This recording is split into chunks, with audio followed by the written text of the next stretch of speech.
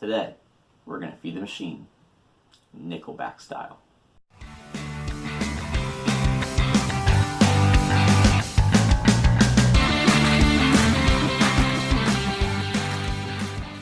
Hey guys, it's Tech Guy 185, and welcome to today's video, which is all about Nickelback's new album, Feed the Machine. So before I get any further into this video, I want to ensure that everyone is aware that there is no negativity in this video. There is no hatred against Nickelback, as I am a fan of Nickelback, and in fact I am going to see them in August in Hershey, which is in a couple months, so I'm very excited for that, and I enjoy the music greatly. So what is this video about? This video is about the album Feed the Machine and my own personal ranking of the songs in the album, and there are 11 songs in the album, so it's a very long ranking and a very hard ranking because their songs, to me, are pretty good.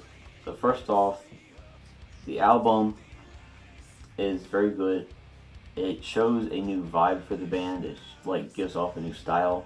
It's more like heavy. It's not as slow as their old songs are, and it goes down like a different path. Like it doesn't. Most of their old songs focus on like relationships and romance, especially in their last album, No Fixed Address, where there was Got Me Running Around, Miss You, She Keeps Me Up, Satellite, and I believe that's it. But in this album, there is only one of those kind of songs, which is Song on Fire. So the band themselves says that the album is to portray and show you that you're supposed to believe in yourself and not take the phrase "believe me" at face value. So that's what the album is about.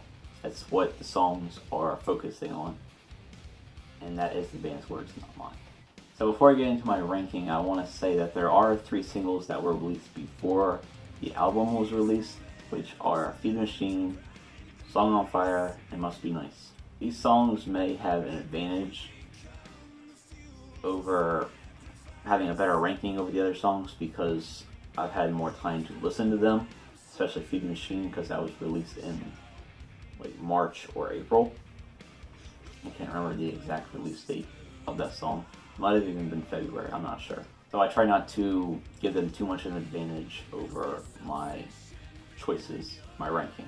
So let me get into my song rankings, and this is my own personal opinion on the rankings. I'm not saying that anyone else should think this is how these songs should be ranked.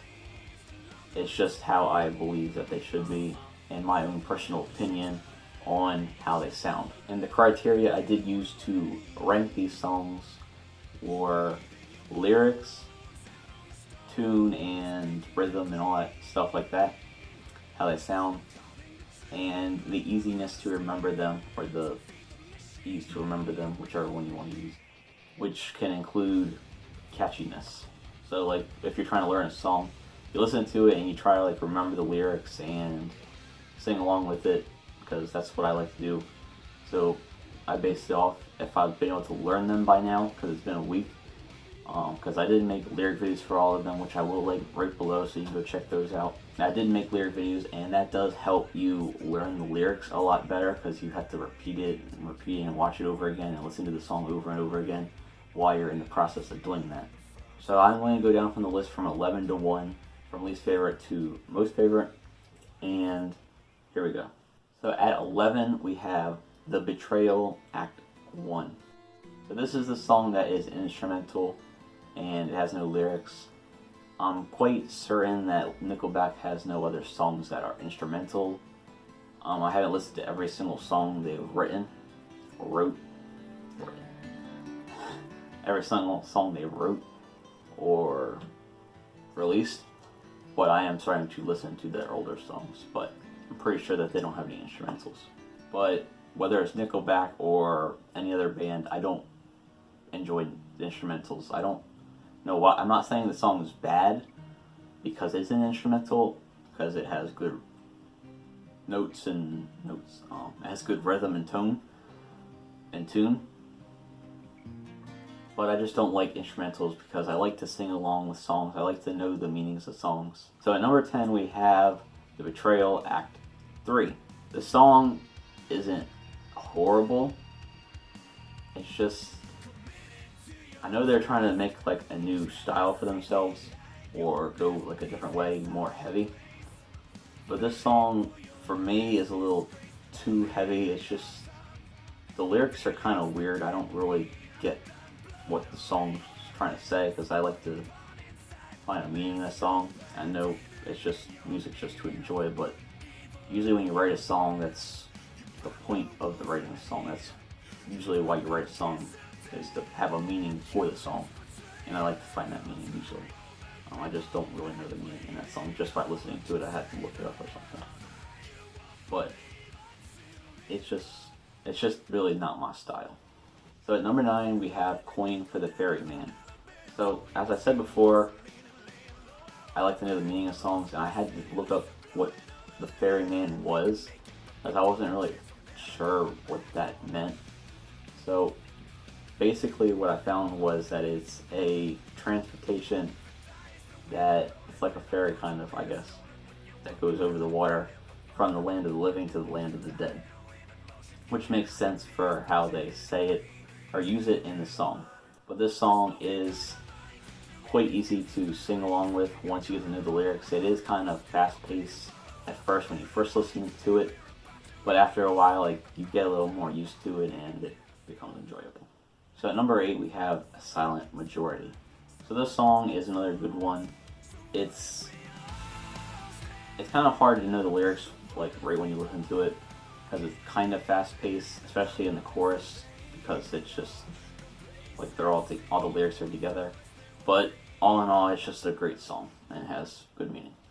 So at number 7 we have For The River. Yes, another fast one. This one's probably like the fastest one in the album. It's very fast-paced. It will take a while to, because I still haven't nailed the lyrics yet when I'm trying to sing along with the song. Especially right at the end of the chorus when it has the backup singer singing that. So once you get to know the lyrics, it is very catchy and it's just a great song to listen to. So at number 6 we have After the Rain. So this song, I do understand the meaning of it by just listening to it. It has some nice life tips for people to follow and understand. Especially in the second verse when it talks about choosing your words and friends and lending a comforting shoulder and stuff like that. And it has really good lyrics and it seems to be well thought out and it has good rhythm. Like, it's like really catchy. And it's slower like their older songs, which I like. I wasn't really into their newer heavy style, kind of. I kind of like their new heavy style. It's like cool, but for their next album, I prefer if they just go back to slow a little bit. Some of their songs in their last album, No Fixed Address, did have some fast songs like Million Miles an Hour, but I like that song. It's pretty good. So at number 5 we have Must Be Nice. As I said before, Must Be Nice is a single. It was the 3rd single that was released, so I had just a few days to listen to it before the release of the album. It was probably like a week or 2 before, but it's just a great song. It has great lyrics. It's kind of confusing when you first listen to it because you're wondering what he's talking about, what the lyrics are supposed to be about. I'm guessing that the lyrics are just trying to show that fairy tales aren't real life, and real life's a lot harder than fairy tales, and it's just their life is a fairy tale. So the fairy tale characters have it good. They spend every day in paradise. So number 4 we have Seemingly Popular Home. So this one seems to be very popular among all the other songs in the album, because I've seen a lot of people talking about the song, that they enjoy this song, that they're listening to that song, and I have to agree with them that it's a very good song. It's very catchy, especially great when you learn the lyrics. It's not really that hard to learn it, especially the chorus. The chorus is pretty easy to learn, and it's not that fast. It's moderate. It's okay. But it's a great song. It's very catchy. And at number 3, we have Every Time We're Together. So this song reminds me of their older songs. It's a little bit slower, which is pretty much why I enjoy it so much. And it's just a good song because I do enjoy their songs like this, where they're reminiscing about old times and how their childhood was and stuff like that. I wouldn't really say childhood, more like teenage, adolescence, pretty much. So it's just a good song that's very catchy, especially the chorus. I really like the chorus, and most of the choruses are always pretty good. And number 2, we have Song on Fire. So just like Every Time We're Together, this song reminds me of their older songs. Not so much as reminiscing, but more of like relationship stuff like that, like I was talking about earlier in the video. That's not exactly why I enjoy the song so much, because it's at number 2. But I do enjoy the song because it fits in with their slower songs, which they did say they were trying to please a lot of people because they have fans everywhere, and it's the hard thing for bands to do, to try to please everyone with their music, because everyone enjoys different styles of music. Personally, I enjoy more slow style with lyrics and good meanings, stuff like that. But Song on Fire is a good song, and it's very catchy, and the lyrics aren't that hard to remember, and it's also a simple song that I do like, when they have verse, chorus, and then another verse, or that's the end of the song. I like the kind of songs that are just simple, not just like a bunch of verses and chorus. Finally, at number 1, we have, Feed the Machine. Well, Feed the Machine is a great song. It has a mix of meanings, as the band said. All kinds of different machines that have to be fed, like politics and government and all that crazy stuff with corporations and stuff like that. It's just a lot of things that you can put in that kind of song and have a meaning for. But it's very catchy. The lyrics are just great, and I enjoy it. So that is my ranking for Feed the Machine, my review of the album itself, and yeah. So thank you all for watching. Be sure to leave a like, comment, share, and subscribe if you want. It's obviously optional, but it would really support me if you did. It would show that you enjoy my videos, that you're supporting me, which is just great because I put a lot of time and effort into my videos, just like bands put a lot of time and effort into their songs. So, thank you for watching, and I'll see you in the next video that I make, whatever that is.